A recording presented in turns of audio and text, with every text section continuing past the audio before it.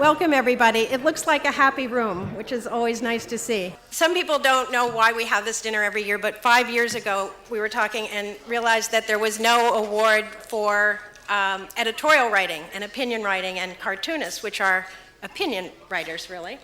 So we established this award to honor them.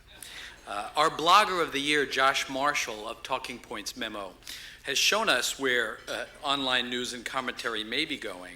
Josh and his team of a dozen reporters and researchers began digging into a story that many major newspapers and magazines had largely given up on, and that was the firing of 9 U.S. attorneys. Marshall revived the story, which eventually led to the resignation of Attorney General Alberto Gonzales. He cannot be here this evening. He and his wife are about to have a child, but we'll accept the award in his honor and pass it on to him. Thank you.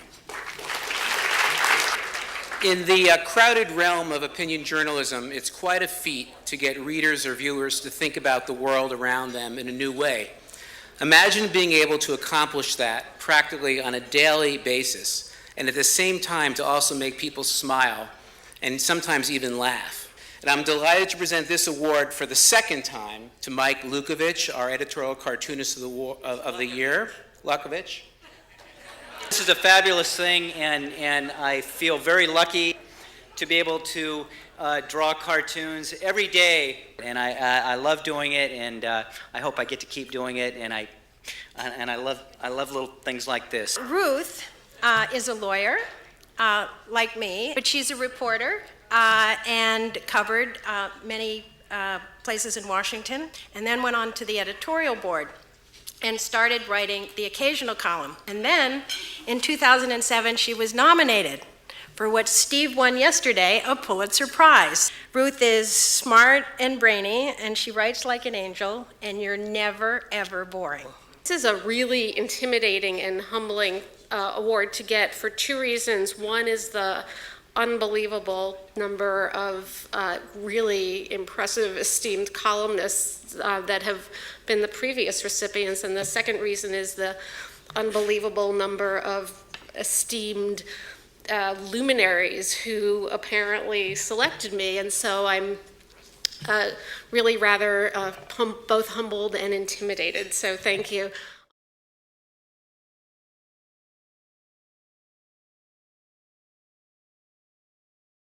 The first question I want to put to these three, and you can identify them, Mr. Schoen, Mr. Raines, and Mr. Rove. Do campaigns matter at all? If I said no, it would mean my life's work was for naught. But I would tell you, the conventional wisdom changes so quickly in politics. When I began in '94 with Bill Clinton, we were told we had no chance to win. And when we finished the campaign, people said that the campaign was a foregone conclusion. Clinton was always going to win, so something must have happened in the election. Voting is like any other decision. Sometimes we make hasty, quick decisions. Sometimes we make deep and well-informed decisions. And sometimes we may make the same, the different kind of decision on the same subject. In my lifetime in politics, the greatest change is the legitimation of nasty politics. The politics of character destruction, the politics of whatever label you want to put on it. That if you can get a black candidate and tie him to another black person whose ideas seem reprehensible, you can beat that candidate to death with it. And what they consider to be negative advertising is something that is unfair, over the line, and untrue. But if it is nasty and accurate, they'll believe it and it works. I don't see this as playing the race card or not race card. This is about our values as Americans. And you either accept Obama's approach, which now is clearly a majority view in the Democratic primary electorate, or you don't. I think the web is changing politics in ways we don't yet understand and can't yet fathom. I'm not certain in the modern era that political advertisements are as important as they were 10 years ago or 20 years ago. On television. On television. You can organize a campaign with the internet in ways that you never could before, so-called micro-targeting, use of blast emails and Facebook pages and the like. So it's a huge, huge determinant. Particularly in this election in which the American people are paying a lot more attention and have a lot more sources of information about it.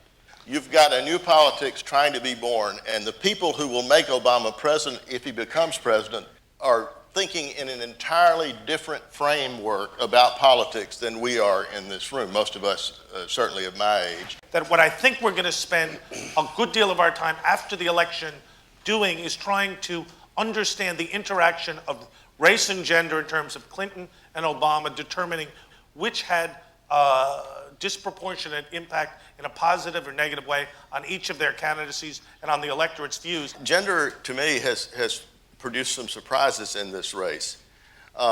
Hillary Clinton, for example, I think the press was very slow to realizing something about her that's very much admirable in a candidate. She's the person in the family who can take a punch. If, as I'm right, this is a zeitgeist election and Obama is able to prevail, then I think we will see an entirely new era in terms of racial definitions. That's a nice optimistic note to end on. I want to just, before we do, I really want to thank Doug Schoen, Hal Raines, and Carl Rove for being extraordinarily frank.